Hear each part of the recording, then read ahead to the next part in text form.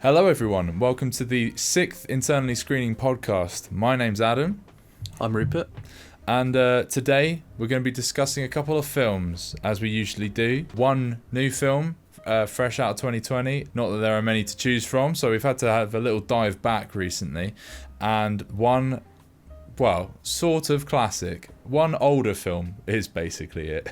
Whether it's classic or not is up to you to decide. The films today we're going to be talking about are The New Mutants, the botched X-Men side film that went into development hell and everyone forgot about, and King Kong, Peter Jackson's 2005 opus that totally outshined whatever he achieved with Lord of the Rings.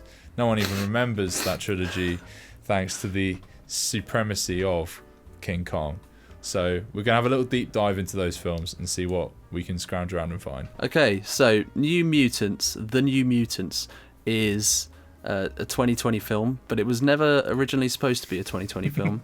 It was supposed to come out in 2018 and has been kind of famously at this point in production trouble for the longest part of its existence. And it was kind of memed for, having a trailer out in 2017. And 3 years later, it's sort of been unceremoniously dumped onto streaming after a not very successful theatrical run. There's a lot of speculation as to what was going wrong with this film, in large part due to the fact that it was halfway through its sort of post-production. It was heralded under the Disney Fox acquisition, which can't have helped anything greatly. But I think as we discuss this film, we're probably going to discover that I don't think this is one of those films where there is some deep sort of hidden secretly good film in there somewhere. I think I'll ask you, Adam, but before I do, I don't think there was anything of value here to begin with, and even in the deeply uncompetitive X-Men series, this actually manages to be like one of the worst, and that's saying a lot if you've seen X-Men Origins. What did you think? Well, what did I think indeed? I thought this was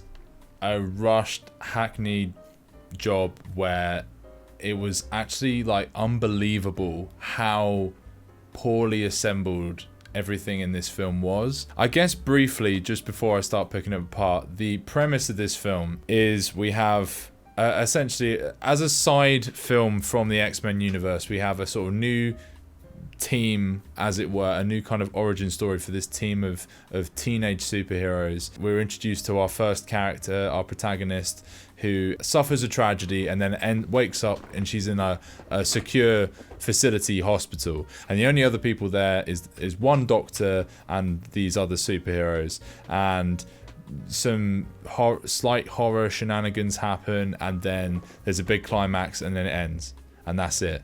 It's a very basic framework for a film. I think the thing that struck me right out of the gate is just how messily edited it is. There's a lot of things wrong with this film, but it's so sloppy in its editing and its pacing. It genuinely feels like, my immediate impression was that the person editing it was trying to actively ruin the film, because as you've described, with all of the problems it had with, development going on too long, and then Disney take over production, so development basically just halts. I was wondering if Disney were like, right, we've got this film in production, we don't really want it because we're not going to use it in our cinematic universe, let's just dump out what we've got. So whoever you're handing that to isn't going to be all too pleased with the fact that their movie's been messed with so much. So it almost seems like there could be a legitimate, deliberate reason for someone to release something this sloppy. Some reviewers have seemed to give this a pass, which blows my mind entirely, because beyond the editing, the acting, the plotting of the film, the setting, everything just feels so like, it feels like I'm watching a dress rehearsal. Like, it feels like half the film isn't there. To me, it was like a really bad pilot for a TV show that would never get past the first season.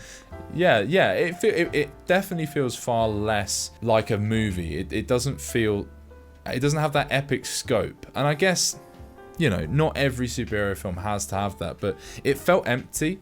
Like, each shot There was one particular shot where the new girl's being shown around the premises of this, essentially like an asylum, like a secure hospital. And there's literally 5 people in it, but it's this massive, school-sized thing. And then they're in the cafeteria, and they're sort of loudly discussing everyone they walk past. Even though there's only 5 people there, and everyone can hear each other. It's not like... It's like it's trying to ape something from a John Hughes movie, which I have, coincidentally heard that the director Josh Boone was trying to draw inspiration from when shooting this film. So I guess it kind of makes sense.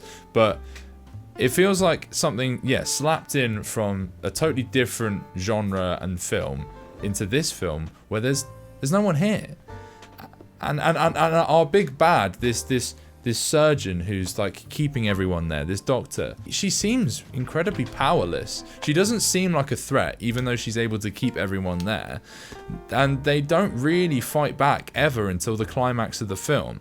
But they have all this opportunity, all this power, and nothing ever happens. It's bewildering to me. Yeah, I mean, I was just really impressed because when I was watching it, I remembered Glass from a few years ago. Which I was amazed because I hated that film, and I thought, wow, I'd much rather be watching Glass again right now because, I mean, at its core, like the good thing about the X-Men films is that you have good characters who live in a cool house together and go out and use their cool powers to do cool things, and the characters have good chemistry together. And I mean, say what you will about the original X-Men films directed by the Brian who shall not be named. Those films, have certainly aged perhaps not as gracefully as you'd have thought or hoped they would. I've still got fond memories of them, but at their core, they work because you've got really, really memorable heroes with some cool powers who have good chemistry together, and there's a reason why they're probably not going to try and recast, Hugh Jackman as Wolverine anytime soon, because it's like he's so definitive to that role, or Patrick Stewart as Professor X. It's going to be really hard because those films at least got that right. And, they still kind of work as films, even with the datedness, in my opinion. But this film has, like, nothing. The characters, off the top of my head, trying to remember what their powers are is a bit of a struggle. Because the film really doesn't seem to care about the powers, which, could be fine as long as you had the chemistry and the camaraderie and the friendship. Because, X-Men is kind of supposed to be kind of like a metaphor for... you get the powers as you hit puberty, so it's kind of supposed to be a metaphor for sexuality, and specifically like people with like oppressed sexual identities, like gay people and etc. So the metaphor is supposed to be because people hate the mutants for being different, so they kind of go and have their own sort of found family and do great things. Whereas so the concept of this film, you can see why you think it was a good idea on paper. You kind of, instead of having the fun X-Men house, you give it a horror slant, and it's a house they can't leave. Kind of, making some kind of visual storytelling metaphor towards like gay conversion therapy. Stuff like that. I suppose so. And the villain is supposed to be she's a mutant as well, so it's some kind of like, for her, it's like a sort of internalized hatred. And there's so many interesting things you could do with all these ideas, which on paper could be good, but it ends up being like, we can get onto the technical elements, but like at its core, I can't name any of these characters and I only watched this the other week, and it was just flat in every regard. Like it was just like a complete fucking chore to watch. Yes, flat is a perfect description of it. Because, like you say, the story, the very basic sort of story skeleton of it is actually kind of compelling. And even if you take away the subtext of what you're saying, like 5 kids trapped in a hospital, they can't escape, being, for want of a better word, tortured or, experimented on. They're sort of supposed to be being reformed, but it's like... And then there's like horror elements that come up where like things go bump in the night. I mean, you could do a lot with it. What the film chooses to do with it is it almost does like nothing at all with it. It's the strange thing. So you tend to have like scenes where characters who have apparently known each other for weeks or maybe even months are still introducing each other to each other, like because of course they are. It's horribly lazy dialogue throughout. And then like they'll have something about their past will come up, and then on cue they'll leave a scene and then they'll get spooked by something related to that past horror. None of it really links together. None of it really feels like there's any kind of progression from one thing to another. It's more that characters experience specific horrors and then everything resets and everything goes back to like essentially like 2 scenes ago, where we were just establishing that, you know, here's the power hierarchy in the hospital, and everything just seems to go hard reset back to that. And I guess it kind of reminds me of It in a way. You've got the core story and then it keeps getting interrupted by Pennywise just jumping out at a character and going boo. You know, there's like, everyone's got their like set fear, so like that there's something specific to the kid happens. But outside of it being visually compelling, which this film doesn't have going for it either, so it's not even fun to look at, let alone, you know, try and get involved in the story. You feel like the film is distracting you until it decides to whip out the storyline right at the end of the film. Like, the story seems to happen in the last 10-15 minutes at a push of the film. You could skip to that point and nothing would change. I mean, in a way, it's kind of admirable. It feels like the writers are maybe just trying to, you know, flesh out each character before moving forward, which, if you did it well, could be a really good way to do the film, you know, to like have all the characters have relationships with one another that are interesting and flesh that out. But yeah, all it really does is it just compartmentalizes all of the scares and visualizes their trauma. So to the point where you can kind of on cue go, right, this character is now alone. This is where we're going to get a spooky part about their past, and it kind of happens on cue every time. I guess the film tries to make them have camaraderie, but at its core, the actors have no chemistry whatsoever, which isn't helped at all by the fact that they're all, I think literally everyone but the main character is and the sort of jock-looking guy are doing a bizarre accent, which completely kind of makes their performances like unbearable, especially Maisie Williams, whose Scottish accent was just the most distracting thing I've ever seen. Like, just so dreadful.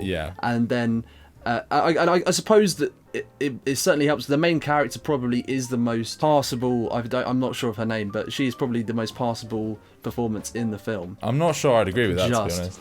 I thought she was probably the most passable. It was from a very low standard. I guess passable potentially, but I just found it so, like, her performance was like really horribly like. She wasn't an interesting character. Don't get me wrong. No, it wasn't, and. I know you're only saying best of a bad lot, but even then I don't necessarily agree with that. I think her acting was kind of Lifetime movie acting, in my opinion. Yeah, but I mean, to me, that's better than Anya Taylor-Joy's fucking Russian accent. I found that more entertaining. Whether it was better or not is another matter entirely. I guess to come on to the performances, like to the acting individually, I think there were occasional scenes where certain actors did well. I like the Stranger Things guy when he's in Stranger Things. He's a good actor, but he's good at mumbly sad shit. Was that the guy doing the Texas drawl? Yeah. I thought he was terrible. I think anytime he had to be like mumbly and quiet, which was a fair proportion of the time, he was all right. Like, he was just egging that accent on so much, man. No, but that's the thing. When he started saying something loudly, like when he had to actually put some like a different emotion out there, then it was horrible. He was like dragging his vowels to like the most comical point. Yeah, it like, was the drawl. Like, it was just oh man. And yeah, Anya Taylor-Joy is doing a horrible Russian accent. Anya Taylor-Joy's was so bizarre that initially I couldn't tell what it was. I thought she was trying to do like New York for a bit. I had the same thing. I was perplexed by it. Once I kind of she did the opposite of the Texas drawl guy, because she was underselling it. Right, yeah, she was a bit. But still, it's one of those things, I think they were like, we need these because in the comic books, presumably, I've not read them, but presumably these characters all come from these places. Like, for example, her character is called something like Rasputin, like Ilyana Rasputin, which is so horribly on the nose, it makes me cringe. So that's the fault of the comics, I guess. She's Russian, Maisie Williams is Scottish, Thingy is Texan. Just give them the most aggressive, just give them those accents. But there seems to have been no attempt made by the producers of the film to get voice coaches in to actually help these people make something of them. You know, you can't just have someone speak in an accent that they have no idea, just kind of winging it. And that's what this is. The whole film is just them winging it. It certainly sounds like it. A similar thing reminds me of Beauty and the Beast, the remake, when Ewan McGregor was asked to do a French accent. And apparently he got on set and he was just like, he realised, oh shit, I don't know how to do a French accent. They expect this of me and I'm not any good at it. But no one stopped him. Like, no one said, oh no, that accent isn't good. He just did it and they were like, yeah, works for me. It's like, but it sounds awful. Like, if you're trying to aim for French, that's not what he did. It's like a caricature. I guess it's less offensive in a Disney film than here. It made it so distracting. You couldn't really get into any of the characters' performances or, you know, the actual characterization of them because you were so blindsided by each new accent that came at you out of nowhere. It was all you could really focus on. It definitely doesn't help that none of the actors really have anything to work with, so I'm kind of hesitant to give them too much blame. If they did have dialect coaches, they should have all been fired immediately. that goes without saying. But yeah, the script is really giving them like next to nothing. The script actually sounds like them reading script notes for the most part, and it kind of looks like they filmed some script notes given how compartmentalized all of the scares are, where you have character has an interaction, goes alone, experiences past trauma that's CGI'd in some way, and it's got spooky music played over it. Copy and paste that 5 times. Yeah, literally. Like I would be shocked to hear that they did, you know, more than 2 drafts of this film. I mean, the other thing I see this film getting a lot of praise for, which I appreciate that it certainly did it, but I'm gonna say people need to have higher standards, is that the film is like, it has a very diverse cast and it has like an LGBT romance in it. Yeah. But what I will say is, you know, including a Native American actress in a lead role, that's amazing, and you barely ever see that. But I mean, there's certainly something to be said about the fact that Anya Taylor-Joy's character is like openly racist to her at the beginning, and then that's never investigated any further by the film. Yeah. And she immediately becomes like the one you're supposed to like most. I feel like she was the one they were trying to sell the most toys of. She was like the most powerful one and the most visually interesting character, because when the film's done with being grey and boring for like the majority of it, at the end she suddenly decides that she has this really cool visual power.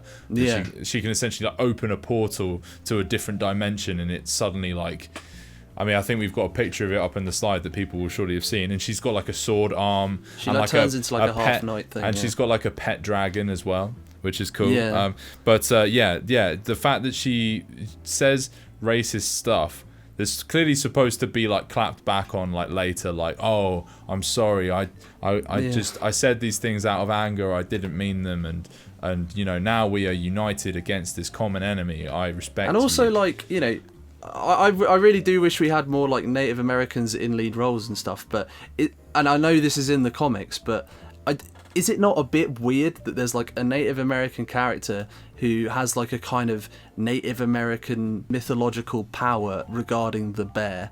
Yeah, like it's a spirit animal. I don't know how far we are into spoilers here. Should we just say spoilers? To be honest, look, no one is going to watch this film. And if you have watched this film, you know how fucking terrible it is. Yeah. Look, watch it for a laugh maybe, but if you haven't watched it yet, don't go out of your way to do it. So, I mean, I could not recommend this low enough. Like, don't watch it. So the opening of the film is, girl wakes up, there's some kind of disaster going on, we can't see what it is. She runs away with her father, who then gets killed by this unseen threat off screen. And then later in the film, this threat comes back, and it's a giant demon bear. which she references as being sort of part of some folklore. I mean, I'm not too familiar with whether it's based on a real thing or not. I'm going to assume it probably is based on something, and that this bear is like part of her spirit. Yeah, basically. it's like her superpower. It's like a manifestation of the evil inside her, and that she's told a story by her father when she's a kid. You have two bears inside you. One is good, one is bad. And you know, as you get older, like the bears change size and things like that. Like it's important for the bad bear to stay smaller. But in her case, the bad bear has gotten bigger, and she's a mutant, so that bear has come to life. Basically. Like I hate to say it like this, but it's basically like the most tokenish film ever, because you basically have, she's only there because she's Native American. There's like almost nothing else to her character, and then the other element of her character is the romance with Maisie Williams, which, you know, sure, it's good to see it, but like you can do so much better in terms of LGBT romance films, because like there are so many amazing ones out there at the moment. You know, Call Me by Your Name and Weekend, or Moonlight, God's Own Country, Moonlight. There are like so many fantastic ones, and like you could probably do a really good one in the superhero genre, but this is not it. And you know, if that, you know, resonates with you, that's completely fair and completely fine, because I know that people are kind of starved for this content in mainstream films. That's fair. But just know that outside of mainstream films, you can do so much better. And that element of the story felt, I don't know, it just wasn't convincing. I guess it doesn't help that none of the actors are doing particularly well and the script is bad, but it wasn't. In a strange way, it felt like one of the most genuine parts of the film. Like it didn't feel forced in. It felt like they genuinely tried to build to that. So I respect it. It just had no impact on the story, though. Yeah, that was my problem. And it's also, it was just the handling of it was very low stakes. When you introduce a romance, it normally kind of it's like the beating heart of a character's kind of it didn't really affect any plot points. And once there's the sort of the kiss, there's not really much interaction between the characters. I mean, she saves her life at one point, but in terms of like prolonged alone time between characters, that's kind of like the most they get. And then the film's like, all right, now we've done that, here's the action bit. Or here's like the mystery bit. And it was poorly handled, but sure, I can see why that would be a big positive for some people. It certainly does. It certainly doesn't make up for any of the shortcomings the film has in other ways, though. I mean, it's certainly something that could have been built on over the sequels that are now never going to happen. I guess there might be something refreshing to people in the sense that, like, you know, in so many films you have like an unnecessary heterosexual romance that adds nothing to the film. Yeah. I guess in a way it's very progressive and amazing to finally see, you know, an LGBT relationship where it contributes nothing to the film and doesn't really affect the plot in any meaningful way. I also just wanted to mention the bit where they drug the lady who's running the evil hospital and like party. That to me is like probably the most embarrassing stretch of the film. Oh my like, god, I forgot about that bit. There's a bit where like they're listening to some music that no kids their age would listen to for a start. Yeah. It's like some really, really shit like jangly guitar music, and then like there's this one static shot of Maisie Williams and the main character just like dancing together, and you can just see how like visibly embarrassed the actors are as they're doing it, as they're clearly just kind of jumping around and giggling to this completely static camera shot.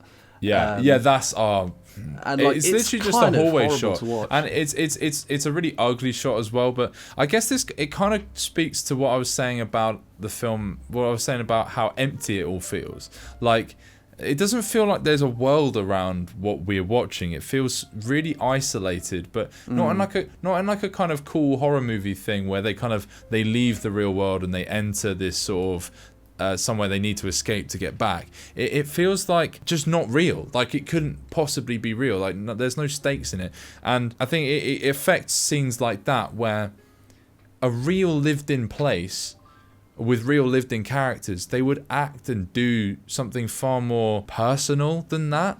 Like, it's such a stock thing for a character to go, oh, I want freedom. Well, I can't get freedom this way. We'll just party. Like, well, I guess it's supposed to be the John Hughes thing, well, right? But right, at I least was gonna John Hughes knew how to like shoot something very mundane, like being in detention, and make a whole film out of it. You know, Right. you had like ways to make that exciting. Yeah. This film is just like, oh, we'll point the camera at the high-paid actors and hope for the best. Yeah, maybe it should have just been smaller. Maybe the whole set should have been smaller. Maybe Yeah, like, don't lock them in a hospital or a school. Lock them in a basement.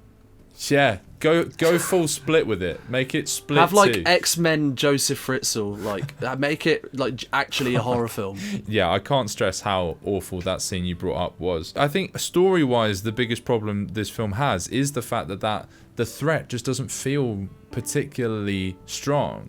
Like the threat from another spoiler, who cares, is it's revealed that the reason they're at this institute in the first place is so that they can, be trained up to join what they think is the X-Men. Because there's mention of like this institute somewhere else in the country that's gonna like take them in and train them up. So they're like, oh, okay, well once I get better, once I stop being so erratic and I'm able to control my power, I can go here.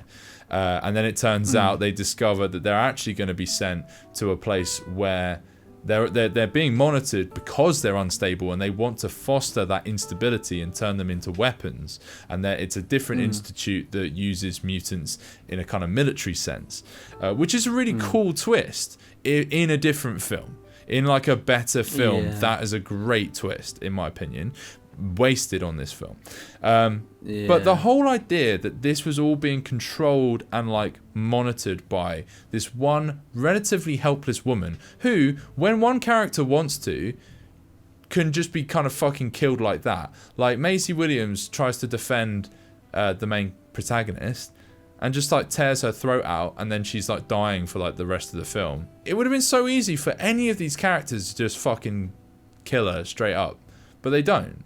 For no particularly good reason. I agree that is definitely a big error with the film, but for me, the crucial flaw this has is that none of the characters have anything beyond one assigned trauma, maybe one assigned romance between the characters, and one assigned superpower. And that's literally they all are they so have. boilerplate. And there's nothing in terms of even like, you can't even claw any appeal back with like chemistry or camaraderie. Like I just didn't get any of that. No. Because you could make that same criticism of the original X-Men films, but the performances were stronger and they had chemistry. There was a lot of chemistry between like Patrick Stewart and Hugh Jackman. They had like immense. great banter. Yeah. Like it was really, really fun to watch, even if the films aren't that good. This is not good, and on top of it, it doesn't even get like the core appeal of it. It doesn't even have like good action scenes. So 1 out of 10. Never ever watch this piece of shit film. I will. Yeah. I agree. 1 out of 10. It's the worst film I've seen this year. One thing we didn't quite mention, that might be the only thing that might tickle your fancy, is that the final closing action set piece where the film suddenly decides to get colourful and vibrant, right. where they fight so the main character can manifest your nightmares. That's why they keep all getting spooked, and her demon bear that is her nightmare comes alive and tries to kill everyone. And it's an action scene where you know exactly how it's going to resolve. It's very low stakes because you know exactly how it's all going to end. But it is maybe the one time the film comes alive, because I was so baffled by how poorly assembled this is. So 1 out of 10, absolutely. But I must stress that it's not just bad on your classic sort of film levels of, the plot wasn't very interesting, the characters weren't very good, like the dialogue was poorly written, the performances were bad, the setting was boring to look at, nothing really happens, the pacing's terrible. All of that is true, and it looks like it was edited and put together by children, by like incompetent children. I like the way it looks shots like were just children who cut into something dream else. of growing up to become executive of the board. Really boring children. It's a sort of Cinema Sins, that channel that horribly nitpicks every film to death, Yeah, and it's a miserable, tedious watch each time. This is one film where I feel like that kind of treatment is absolutely necessary. To fully understand how bad this film is, you need to go through it with a fine-tooth comb, because there's plenty we didn't talk about that we could have just absolutely drawn out. There's the fact that every time they look at a computer, it's like a very deliberate like overlay that where they didn't have any footage to pad out the runtime, because apparently they couldn't do any reshoots once Disney took over. So every so often there'll just be like what looks like fucking stock footage of like bleep bloop computers shit that just to cut away from, because we have nothing to fill this time. Shit like that. It's just so totally incompetent. I was kind of stuck thinking, like, where is the budget of this film like gone? Like, I can't. I can't see what they've spent it on apart from like a couple bits of CGI, and then like the bear showed up at the end. I was like, that's it? Yeah, that's where it all went. You spent all your money on this bear, and it's like not. I mean, it looks kind of cool, I guess, but like that's all you've got. That's all you've got. Is one giant bear. I mean, I guess that's more than some films can do, but I don't know. This is just miserable. So yeah, our recommendation is absolutely don't watch it. I wouldn't even recommend, even if you're like morbidly curious, I say don't do it. I mean, I haven't watched the last two X-Men films, Apocalypse or Dark Phoenix. How do you reckon it holds up to those two? Apocalypse is a complete fucking mess with one kind of cool Wolverine scene. I will say at least Apocalypse, at the end there's like a trillion different things going on, and it's like so busy, and it's like insanely like thrown together, and just like so many elements being thrown into the bag, and you've got like Oscar Isaac doing some like ridiculous shit as Apocalypse. It's got that, and then like Dark Phoenix is a very, very, very bad. Again, it feels very similar to this actually, and I know that this got pushed back to avoid being released in competition with Dark Phoenix. It feels very kind of TV pilot-esque, and like thrown together, like very amateurish. That's the impression I got from a lot of the teaser footage that came out. But the reason I would choose Dark Phoenix over this any day is because number one, it's got way more interesting lore surrounding it, in that it was entirely reshot because Bryan Singer went into hiding, which is hilarious. And it actually ends on a pretty cool train fight sequence. This is by far bottom of the barrel, probably the worst Marvel Disney film I've ever seen. Yeah. And I know it's not technically one, but if you did include it, it's easily the worst. Well, the good thing is, Rupert, we now have a film for our worst of the year list. Right, so our second film of the evening is King Kong, Peter Jackson's 2005 masterpiece. Now, before we get into it, we have some awkward timing to address here. And that is that Sardonicast selfishly decided to do an episode on this. Bizarrely, like the coincidence of this is absolutely ridiculous. And, you know, to confirm, we are on record. Last time we did the podcast, which was a few weeks ago now, we did say we were going to do this film before they announced they were going to do it. So we ain't copying shit. Like, yeah, no one watches this channel for sure, right? But they definitely do. Because that's the only way. That's the only way that they could have nicked that idea from us. So just getting that out of the way. But anyway, back to this. I hate everything. We are coming for you. Yeah, we live in. You live in the UK. We live in I will England track too. you down. We'll find you, bro. Oh God, we won't really. I'm sorry.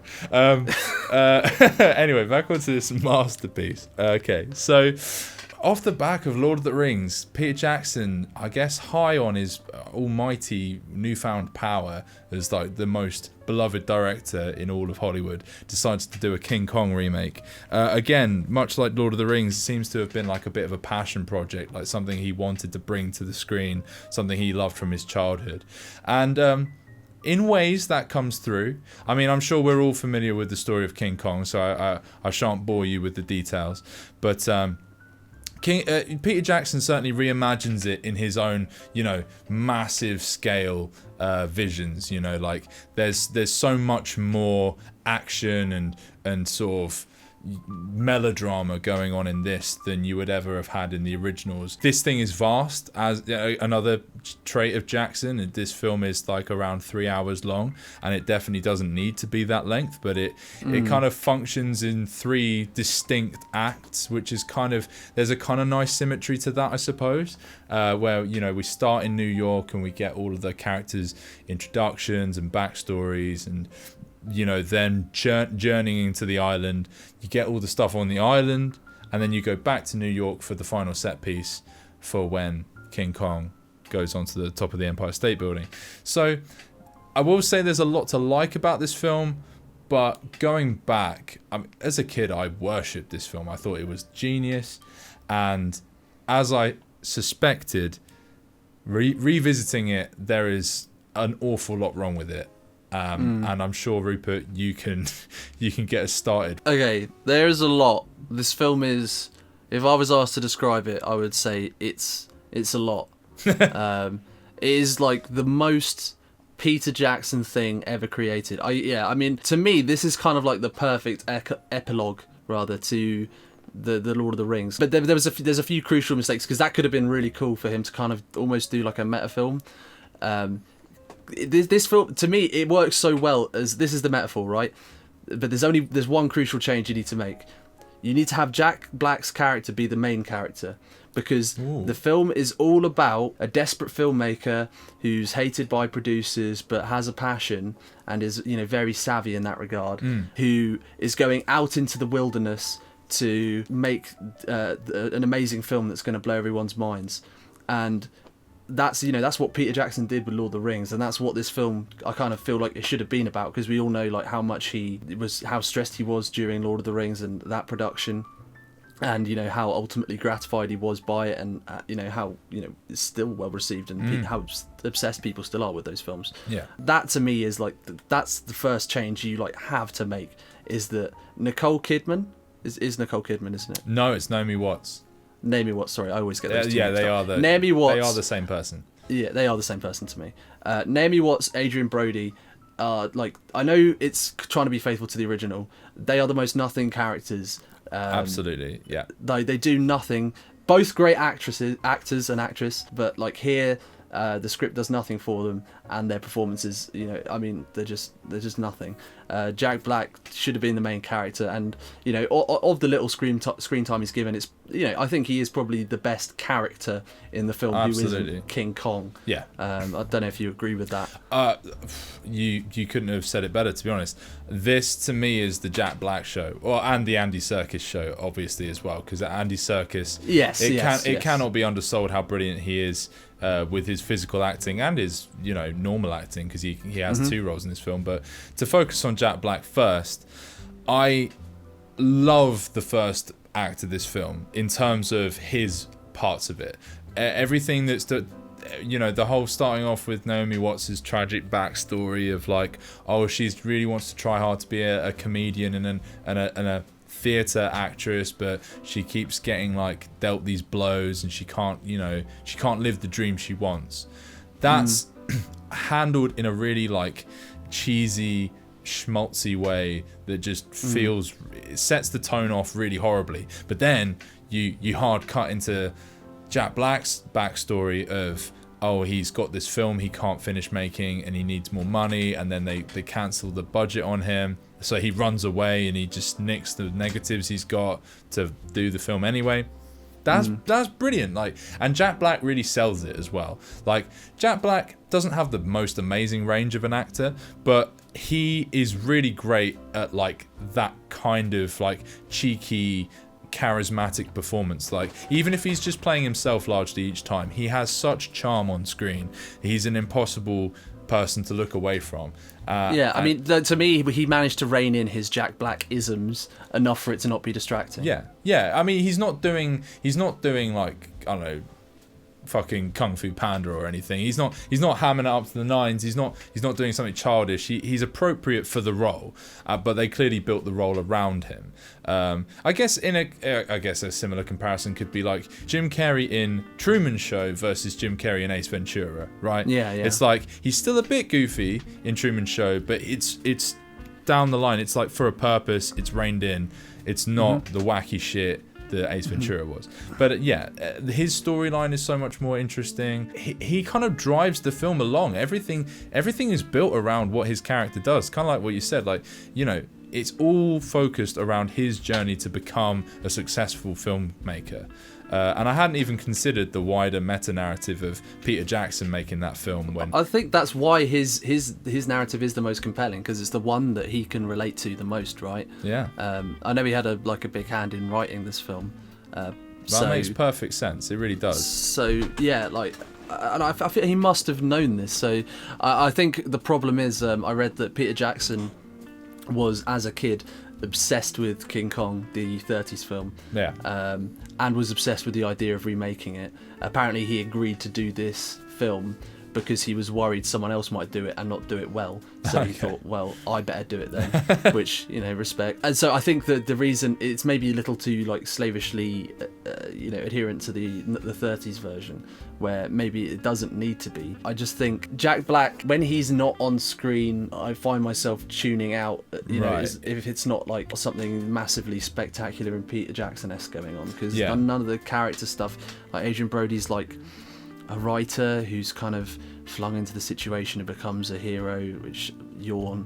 And Naomi Watts is like basically just a beautiful woman who, I mean, there really is like barely anything. You know what I drew a parallel with her is the character of Willie from Temple of Doom, because basically sort of beautiful blonde model essentially is on the set of this like schmaltzy action film in the tropics, and all she does is scream for the duration of her time on screen. You know what I mean? Like there's that somewhat questionable set piece in the middle with the T-Rexes, which I'm sure we'll talk about a bit more later on, where every 30 seconds she screams. It's like punctuation. It's like, oh, she hasn't screamed for a bit. That's like a comma in this scene. It's like scream, then carry on. It's like, I mean, respect to her as an actress. I mean, imagine filming that must have been fucking exhausting. Her lungs must be fucking destroyed. But it just goes to show how little she's more of a prop than she is a character. And like you say, Peter Jackson's sort of slavish adoration for the original has kind of spoiled what could have been like a really interesting retelling of the story. That said, I don't know what you would do. I don't know what you would do at the end of the film, where, you know, you've got like the romance plot. What do you put in place? Like, what does Jack Black have to do in that point? Well, I don't know. I feel like there's so many things you could do. Just remove Adrian Brody. Why doesn't the director have a romance with the actress? You know, that's a classic thing. Oh, true. Okay. That could be interesting. Okay. And yeah, I don't know. Like, to me, it's just like that. I can only imagine Peter Jackson, of all the characters in this film, he relates the most to Jack Black, and there's kind of some self-deprecation in there, making him kind of slimy. I particularly like the line where he says, "I'm someone you can trust, Anne. I'm a movie producer," which is which is just brilliant, and is only aged better over time. Right, yeah, quite. And I know Peter Jackson wrote that and thought it was hilarious, because that's the, you know, he's all he does is battle with movie producers. And he probably sees the irony, and, you know, I just feel like he is the core of the film. And then the other core of the film, as you said, is King Kong, which is really what people come to see. Right. And to me, the parts of the film that hold up best, I actually quite enjoyed the CGI fighting. The problem for me is like the thing that like makes this film not that great, in my opinion, is how long it takes to get there and where the CGI sort of fireworks show is placed in the film. Right. There's one specific. I mean, we'll probably talk about the pacing more.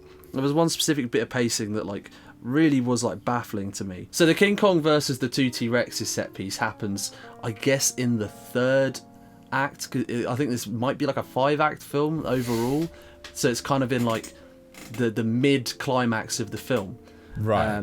And then it finishes, and it's sort of supposed to be like a moment of reprieve, and we can relax. And they literally sort of, she rides on King Kong off into the sunset, and then after that we cut to our other characters in the bug pit. Oh my god! Right, yeah, of course. So it's like some of the most jarring pacing. Like you really want to do your sort of Nolan-esque cutting between set pieces and have them, because that's what he does at well. the same time. Yes, exactly. You have why them wouldn't come at you the same do time. that?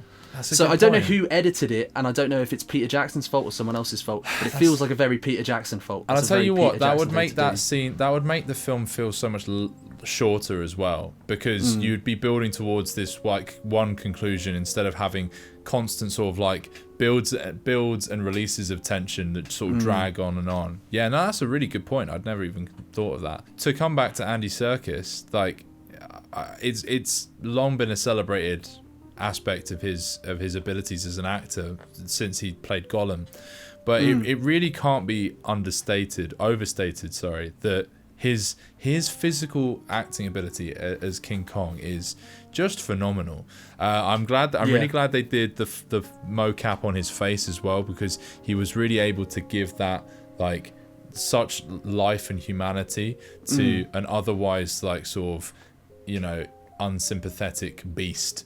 And I guess that's another thing that massively separates it from other iterations of King Kong, is just how personable and relatable King Kong is. You know, he really is a tragic figure. Yeah. I feel like the film just, you know, while I don't love it, there's a lot of it that does kind of work, and I feel like you have to give like a huge chunk of credit to Andy Serkis for that. Yeah. Because like when I think to this King Kong, he's very distinct to the other King Kongs I've seen in other King Kong films. Yeah. Because he is actually just a different character. Yes. Like, sure, it's not a very complex character in terms of character traits. He's basically kind of like a 4-year-old child, but huge and like a giant gorilla, basically. Yeah. Which, you know, that's enough for a good character if it's done well.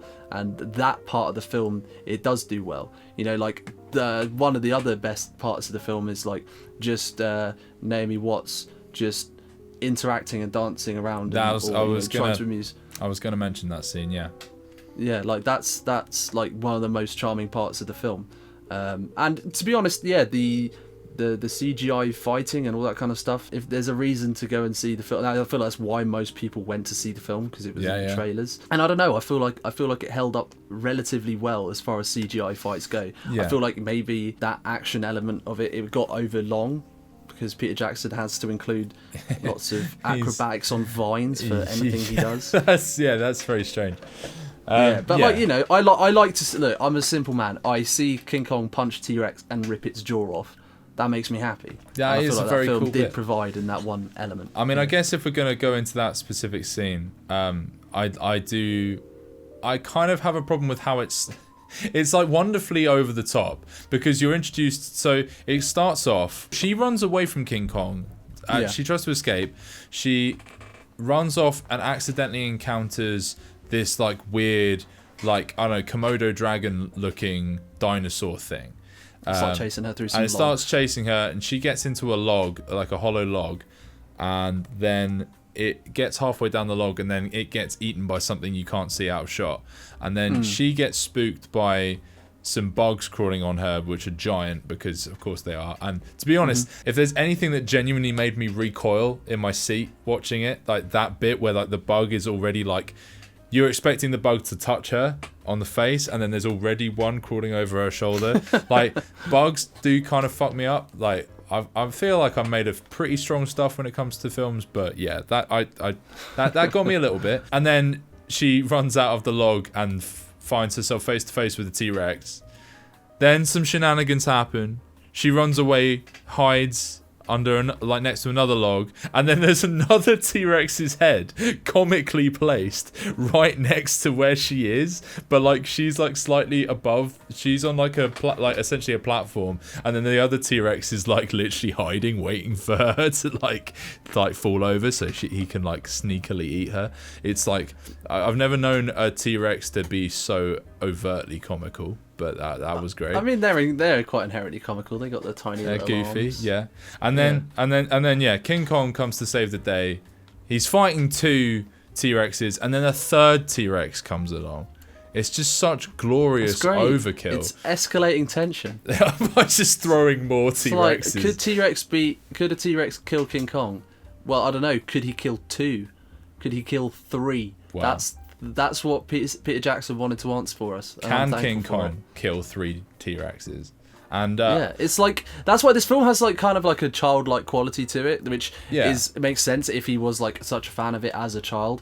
And I do kind of, if there's one element of the film that I do really appreciate, it's that it does really feel like Peter Jackson is like, you can accuse this film of being many things, and it's not a great film in my opinion by many measures, but like you can't accuse it of being uninspired, because you really can kind of feel the love and care, and like the obsession that Peter Jackson had with King Kong. That makes it so watchable. Like it is a watchable film. It's just that a lot of the elements don't glue together very well. It's basically the most expensive kid getting all of his toys out of the toy box and just smashing them together thing that's ever happened. Yeah, I suppose so. And the final King scene with King Kong in it that I thought was amazing, that kind of really sells the ending, is him dying on top of the Empire State Building. There's just this like a minute of just King Kong and Naomi Watts sort of looking longingly into one another's eyes, like, and there's something really genuinely heartbreaking, not only in Andy Serkis's facial expressions that are, just wonderful. Like he really nails the moment, but the voicelessness of the goodbye, the fact that they're not able to communicate with each other, just makes it that bit more tragic.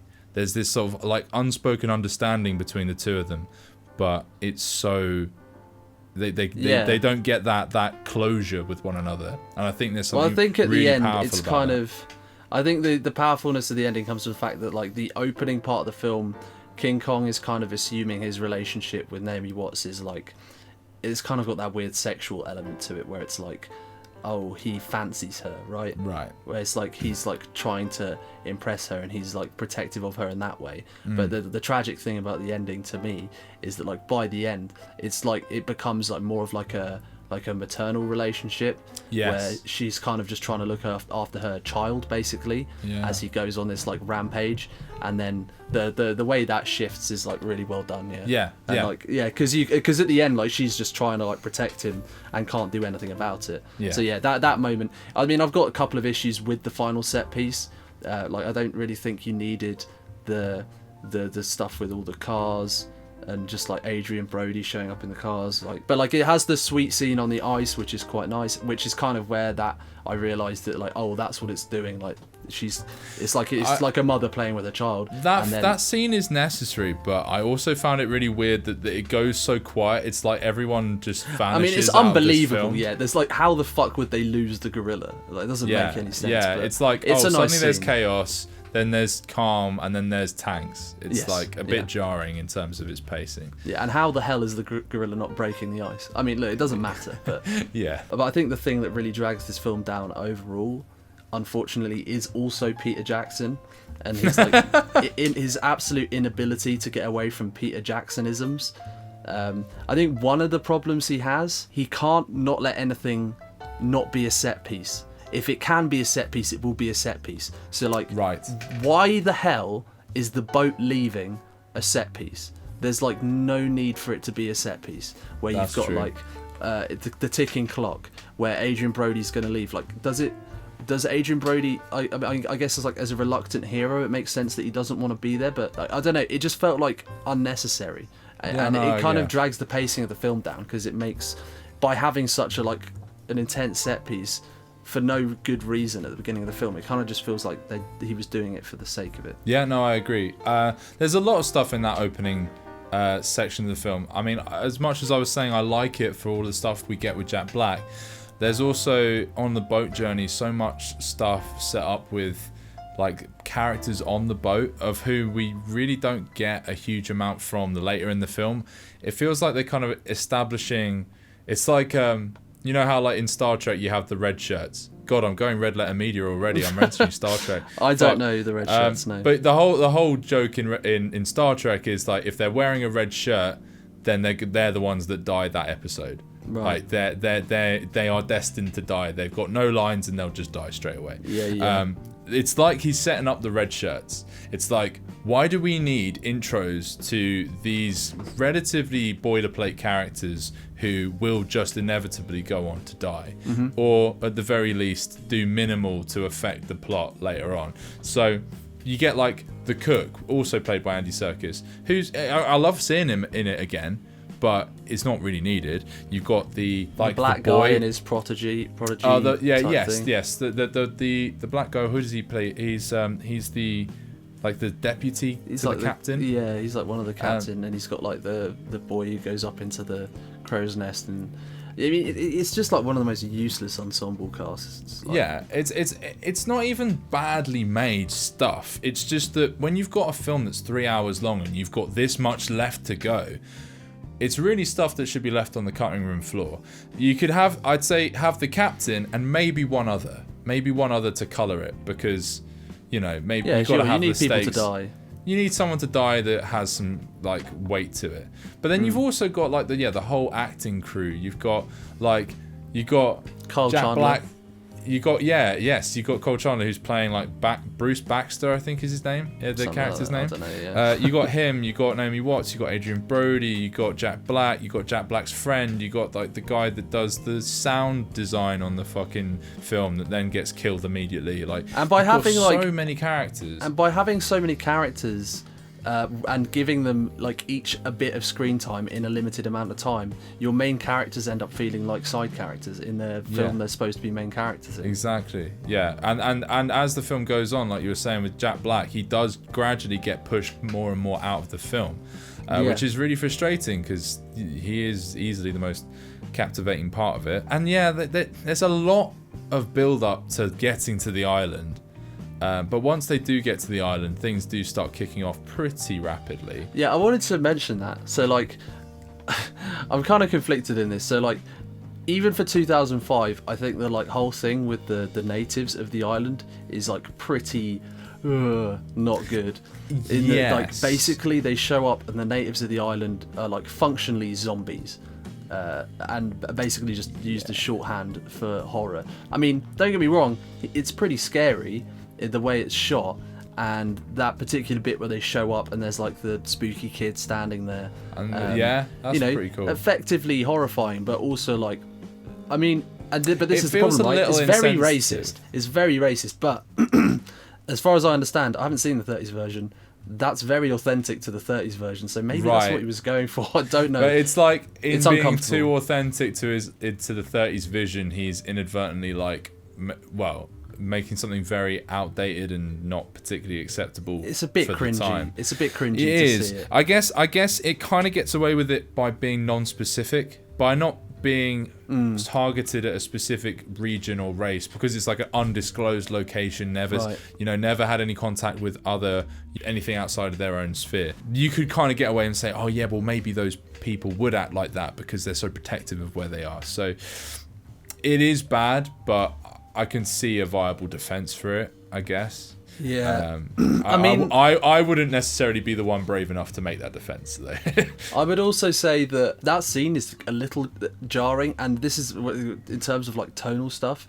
I think this film has a real problem of Peter Jackson was a horror director, and then he did Lord of the Rings, and in Lord of the Rings he did a really good job of melding the kind of horrifying stuff in Lord of the Rings, the Nazgul and the ring wraiths, etc., with kind of the more light-hearted, humorous, hobbity dwarf stuff. And this film is much worse at that. So all of the humor in this film is terrible, and it's also inserted. Not all of the humor, but most of the humor is really bad, and it's inserted in really awkward places. The one that really stuck out to me is when they're in the horrifying bug pit. Did they need to have a joke about how, don't shoot my dick off? Oh yeah. That scene is very effective and very well done and impressive and holds up fairly well. It's the scene that probably holds up the best apart from the bit where the guy is shooting the bugs off of Adrian Brody. Yes, that's just with dumb. With hip fire from the Tommy gun, pinpoint accuracy. He would literally just murder the fuck out of Adrian. Yeah, Brody. Adrian Brody would just be a fucking bleeding wreck after that. Jesus Christ. Yeah. Unless that guy was fucking Sniper Elite 4, but I don't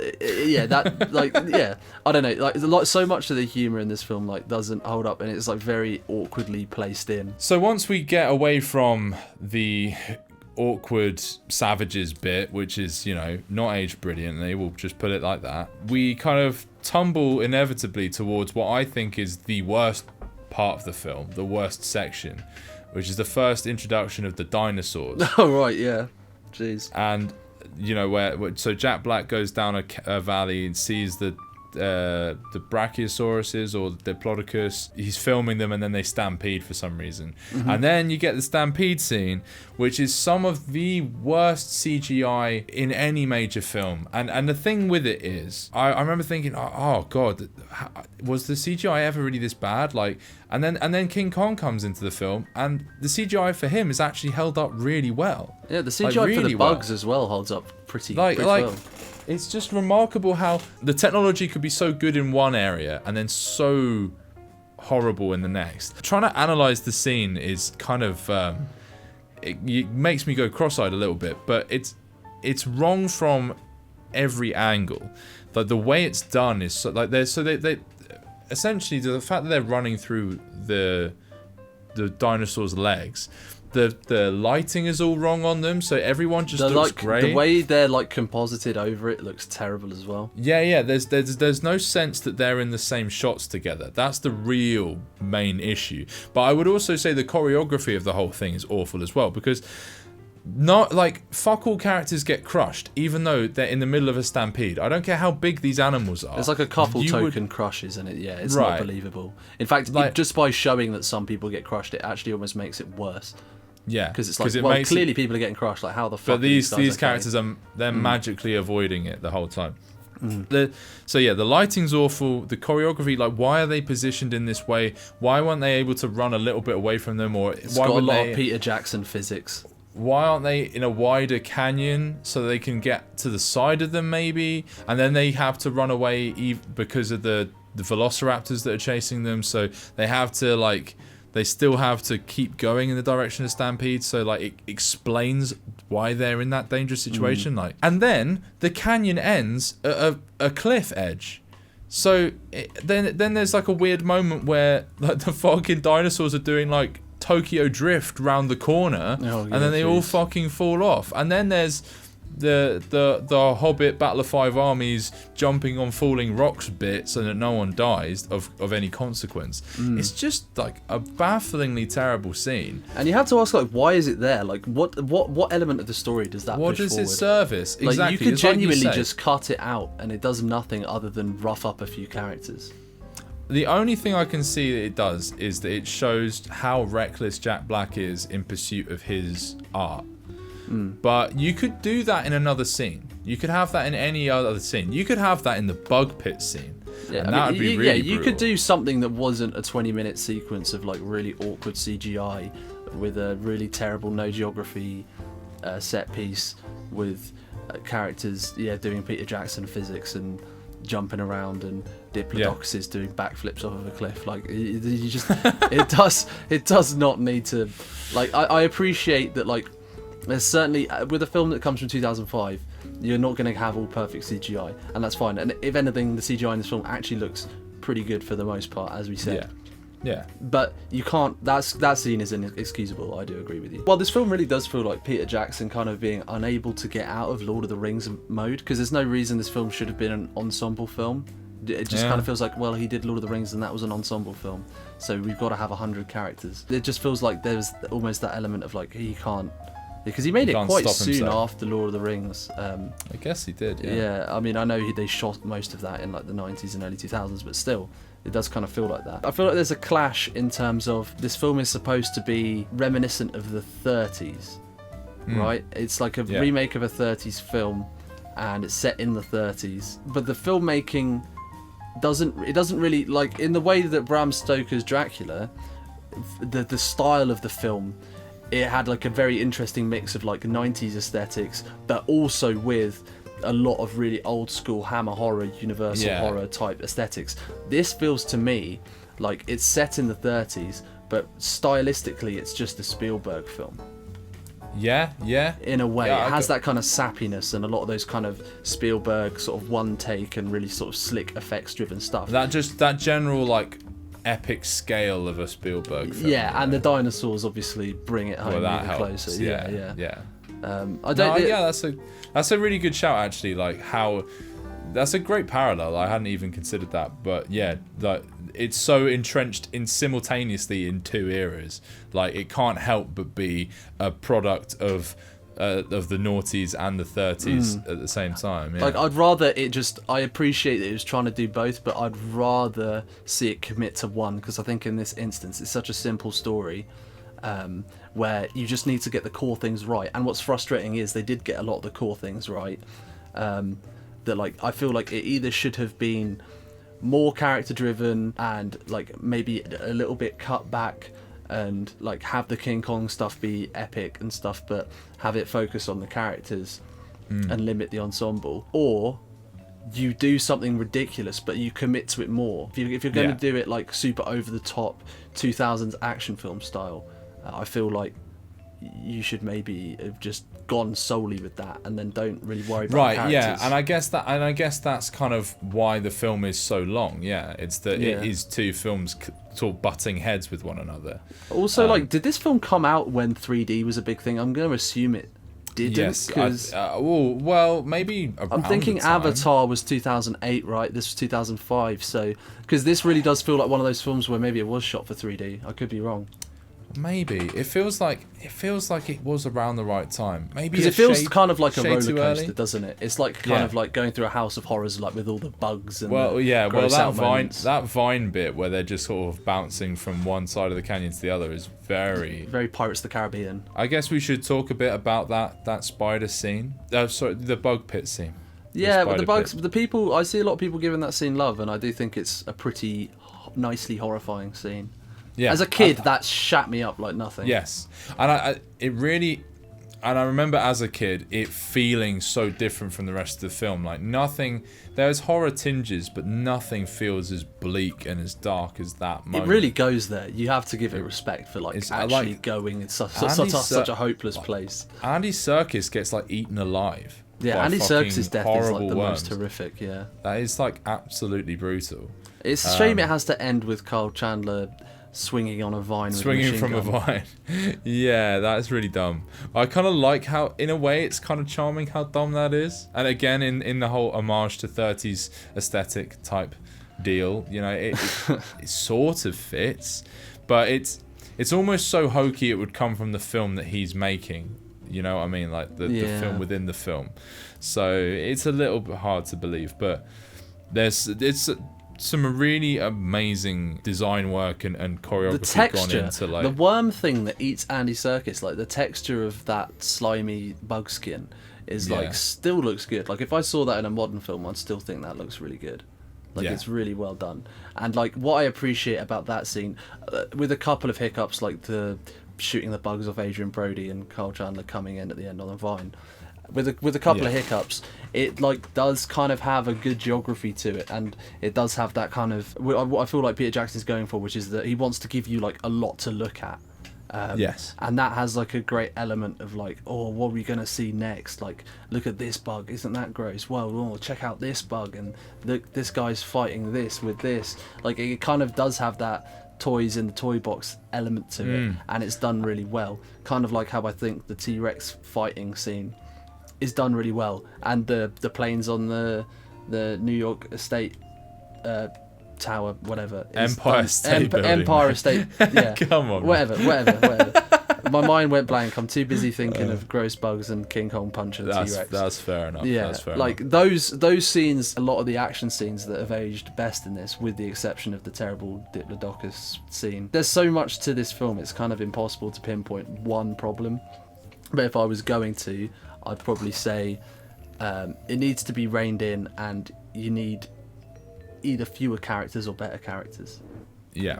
I you know what, like, I had all those things to say, and then you came through and nailed it at the beginning with just saying that Jack Black should have been the main character, because I hadn't thought it, and it's actually a perfect suggestion, I think. Yeah, no, I would love to see that. It ties up all the loose ends. I think. And it's a shame we won't get to see that, because I feel like Peter Jackson just is, you know, in the meta sense, so perfect to be the director and writer of that film. Should we do a recut of like all the Lord of the Rings behind the scenes footage and this film to make it look like he's struggling to get the film made, and then he encounters King Kong. You honestly and then could. we get the film that we want, but without using any of the actors from this film apart from Andy Serkis. Well, mate, honestly, the YouTube, they're all on YouTube. The Lord of the Rings behind the scene documentaries. I've watched those like several times. They're fucking excellent. You could definitely get some good stuff out of that. We're doing it. It's the King Kong Redux, and it's fucking Peter Jackson is the love interest of the ape. King Kong Redux would obviously be a 10, but this version of King Kong, I give a 5 out of 10. Damn. We've got so far to go to get the Redux to be doubly as good as this. It's going to be easy. So I'm similar. I feel like all our ratings are horribly similar. I'll give it a 5.5. I think for me, the good outweighs the bad in this film, but it is slim. It's bloated. It's, like you say, too many scenes end up as set pieces and drag on for too long and kind of ruin the pacing. There's characters that really don't need to be here. But conversely, there's no real bad performances. Even Adrian and Naomi, they do well with what they've got. Yeah, sure, they just don't have very much. Jack Black is fantastic, and I wish his part was bigger throughout the film.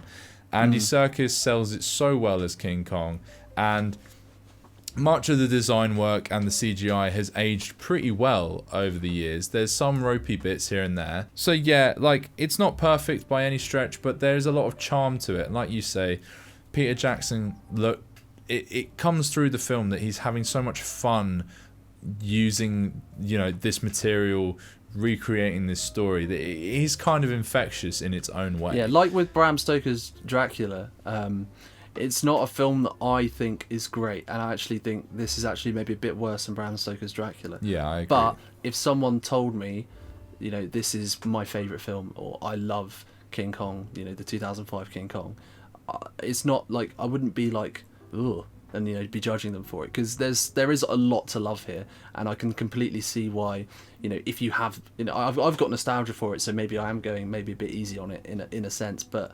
at the same time, like, if someone said, I liked it as a kid and I like it now, like, I couldn't really begrudge them that, because there is like a really kind of obsessively loving element to this film that Peter Jackson gives it, even if he does also add a lot of flaws in there with his kind of directorial idiosyncrasies. I can see why people love it, is what I'm trying to say. So there we are. That's King Kong. Like, you know what? Coming back to this was actually, it was simultaneously like more satisfying than I thought, and also kind of disappointing that there was this like vague hope in my mind that maybe it was as good as I thought it was as a kid. Like, maybe it was this masterpiece that I'd just forgotten about.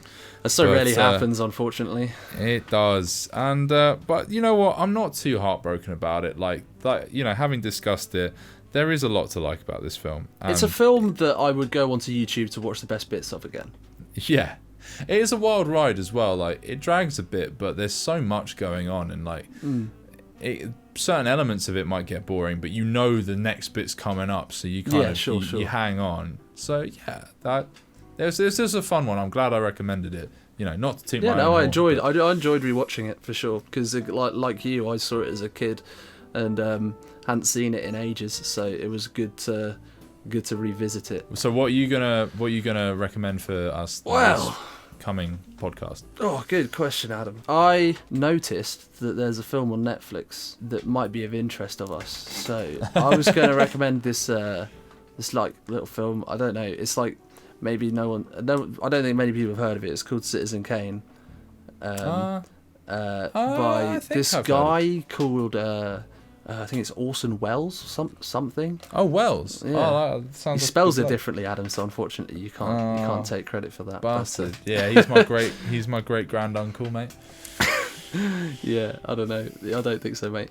But I've got the Wells blood. I've got the Orson Welles blood coursing through my veins. But yeah, that's what I'm recommending. It's a film. I think you've seen it. I've seen it.